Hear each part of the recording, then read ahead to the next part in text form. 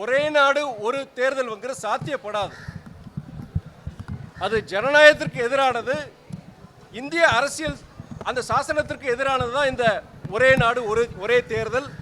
ஏன்னா நீங்கள் அவங்க சொல்கிறாங்க எல்லா சட்டமன்ற தேர்தலும் சரி நாடாளுமன்ற தேர்தலும் சரி ஒரே நேரத்தில் வைக்கணும்னு சொல்கிறாங்க. 5 வருஷத்துக்கு ஒரே தடவை தேர்தல் சொல்கிறாங்க.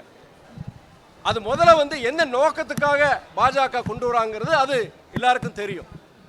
அவங்க இன்னைக்கு உங்களுக்கு தெரியும், பாஜக ஆளாத பிற மாநிலங்கள் அங்கே ஆளுநர்களை வச்சு அவங்க அந்த மாநில அந்த அரசுக்கு செயல்பட முடியாத வகையில் பல இடையூறுகள் செஞ்சுட்டு இருக்காங்க. நிதி கொடுக்கறது இல்லை, அந்த மாநிலத்துக்கு தேவையான திட்டங்களுக்கு அனுமதி கொடுக்கறது கிடையாது.